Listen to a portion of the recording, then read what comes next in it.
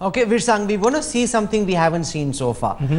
Delhi Assembly session actually taking place at the Ram Leela Maidan. We'll also see cabinet meetings on a particular issue taking place at the Jal Board office where people are called. Now, is this anarchy or is this true Swaraj? People seem quite excited. At the public meetings, they were participating very strongly. Do you think it will change the way India is governed, the people look at their politicians, or will this just be a recipe for anarchy? Well, I hope it will change the way in which India is governed, but my guess is, to come back to the answer I gave you the last time, this is a 100-meter dash. He's not sure he can deliver on the big things. Let him deliver, at least he thinks, on the small things. Let him change the style of governance. Let him change the nature of governance. Rahul Mehra said he doesn't want security. He's going to make governance more inclusive. He's going to make it more transparent. He's going to make people feel that even if he can't deliver on substance, at least he's delivered on style.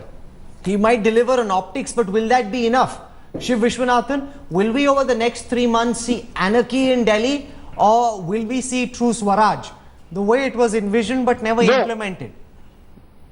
Look, I think it's important to understand the importance of anarchy and the uses of disorder.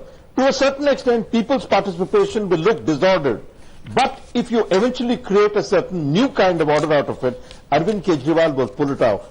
But style alone won't do. He has to produce something substantial on a few fronts.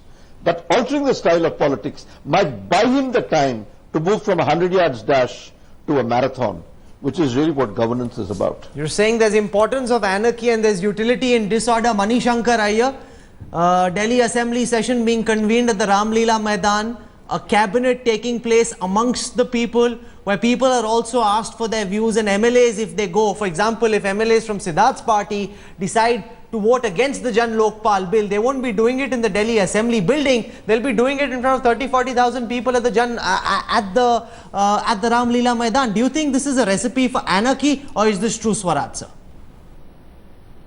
It's not a recipe for anarchy.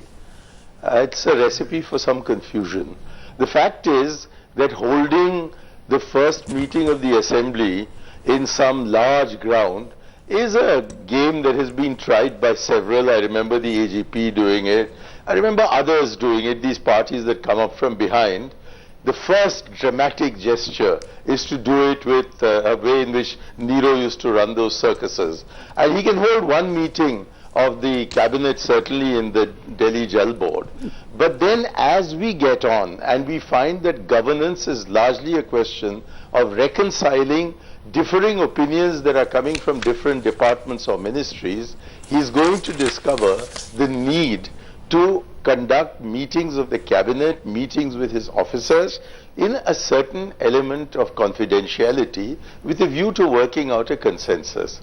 So I'm very impressed with the fact that he doesn't have a lal batti. I'm very impressed by the fact that he doesn't have security. But I'll get used to him without a lal batti and without security. I would want to see what in substance he is delivering.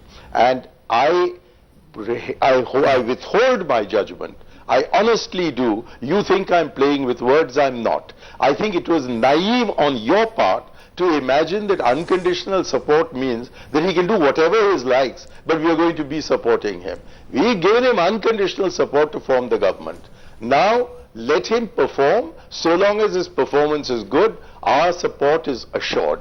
And I'm very glad that he stopped the BJP. I'm very glad he has indicated a preference for the Congress over the BJP. That in itself is such a noble contribution that I wish him well.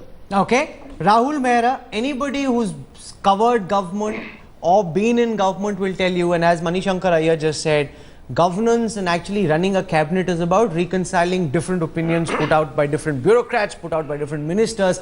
Now, if you were to do a big tamasha, do a cabinet meeting on a controversial issue amongst people, now how will that lead to the evolution of a consensus? There will be grandstanding. People will take hard positions because that's what they want to tell their voters, their electorate. How will we see any substantive decision making? All this optics is okay, but what about the real substance? Especially if Kejriwal will constantly be playing to the galleries. Rahul.